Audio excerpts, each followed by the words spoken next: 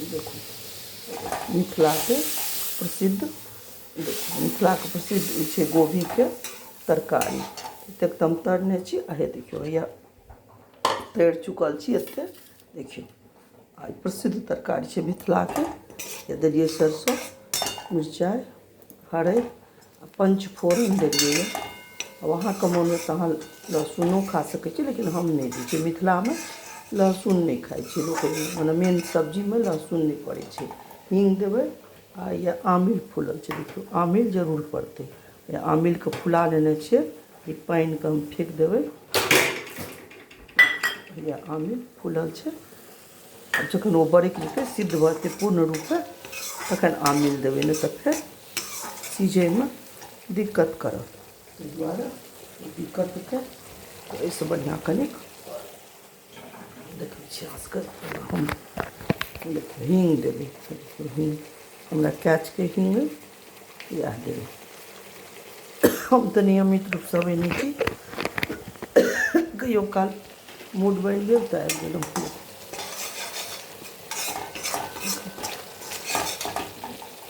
ओकरा भूजैके नहीं छै, सरिसो मिथिलामे भूजल नहीं जाइ छै। मिथिला में सरसों भूजल नहीं जाइ छै, ताहि हम ओकरा अखने पानि दऽ देबै एहिमे। किएकि भूजल सरसों कनि बेसी हेवी भऽ जाइ छै। अहाँ अपन हिसाबसँ एहिमे पानि दऽ सकै छियै। पानि किएकि बेसन पानि सोखि लै छै तऽ हम कनि बेसी देलिए यऽ, फेर ओ सोखि लेतै तऽ पूरा लटपट भऽ जेतै। अब हमरा एहिमे नून दऽ दैके, नून नहीं देने छी एखन।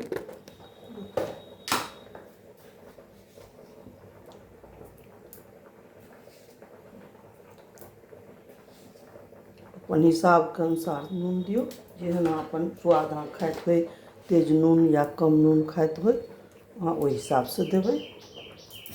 देखियौ एकर बरकऽ दियौ, हम अहाँ सबके देखा देब। देखू अभी बरकि रहल छै। अब ओहिमे हम देखू एकरा हम दऽ देबै। देखियौ गोभीके, ओलक गोभी छियै ई, याद राखब। जहन ओलके गाछ निकलऽ लगै छै, जहन बन्दे रहै छै तखने ओकरा हमरा लोकनि तोड़ि लै छियै। तखन अहिना बेसनमे लपेट कऽ तरि लेलहुँ। आब ओकरा सरसों मिरचाइसँ झोरा लेलहुँ। तकर बाद आब लास्टमे हम आमिल देबै। आ दूटा कनि बचि गेल छलै, ओकरा दूटा बचि गेल छलै, ओकरा हम और निकालि रहल छी। एहिमे खसा देबै ओकरो, मतलब गलतीसँ छूटि गेल छलै से। अब ओकरा देखियौ तराइयो रहल है, एम्हर ई झोर पड़कि रहल छै, ओ दूटा बाकी छै तकरा एहिमे खसा देबै। सबसँ अन्तमे होइए आमिल देबै। देखियौ आमिल, देखियौ आमके सुखा कऽ अखने टिकुला रहै छै, टुकला तखने लोक सुखा कऽ रखैए आमिल। ई साल भरि रखैए लोक ओलमे, अरिकोचमे, बड़ीमे। हमरा लोकके सेहो खाइ छी, बड़ीमे नीक होइ छै। दही दऽ कऽ तऽ हमरा सबके कहियो काल ओहिना खा लै छी, अनकर छियै। मिथिलामे दहीवला तऽ बनैए नहि। आमिले तऽ प्रसिद्ध छै बड़ी मिथिलामे।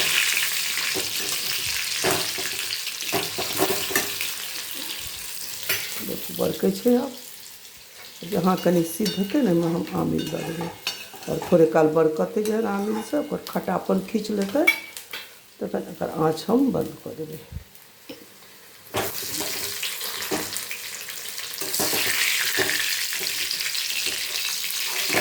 देखियौ दऽ देलिए एहिमे।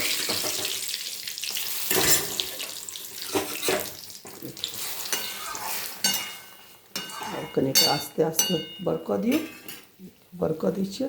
देखियौ अहाँ सब, तब लास्टमे हम तैयार होइ छै आमिल दै काल देखाएब अहाँ सबके। रुकू, आ जाबत ई बरकैए ताबत तऽ हम कदीमा कचका आनने छलहुँ हँ, हमरा बड्ड नीक लगैए।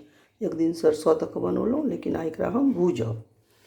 तऽ ई कटने छी, दालि बनि गेल अछि, हमरा भात बनि गेल अछि।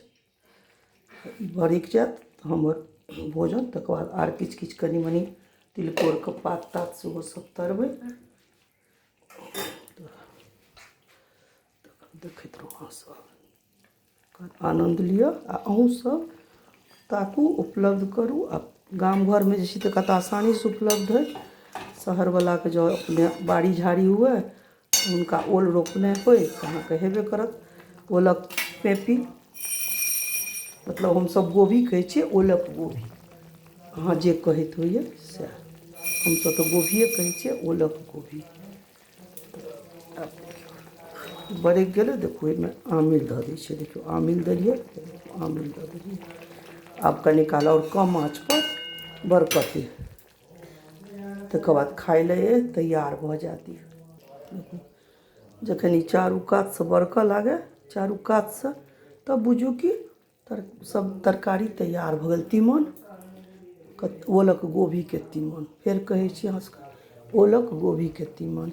एहि दुआरे कहै छी कि ओ बिसरिए नहि, कोन ठेकान छै, मतलब अस्वस्थ रहै छै आइ काल्हि बेसी कनि, तऽ कनिक सोचै छी कि जे किछु कऽ ली काज, अहाँ सबके कहि दै छी, तऽ या तऽ भऽ सकै छै कि हमही नहि रही, या इंटरनेट खत्म भऽ जाए दुनिआँमे, लेकिन मानस पटलपर तऽ एकरा अहाँसब राखिए सकै छी।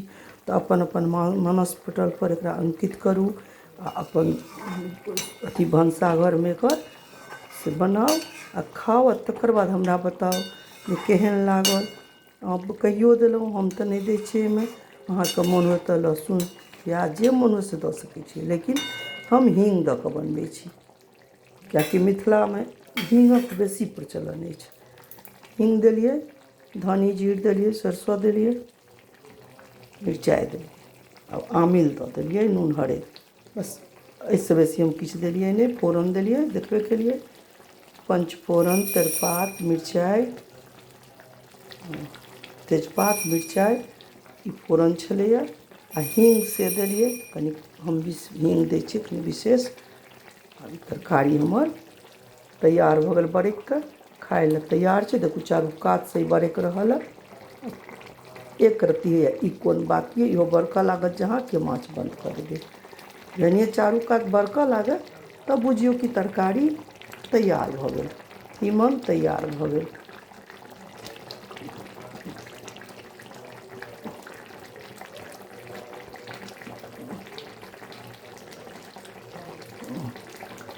आ अन्त तक देखल करी, और हम आशा करै छी कि तीमन जे अछि से मीनाक्षी शिवमपर अहाँ देखू।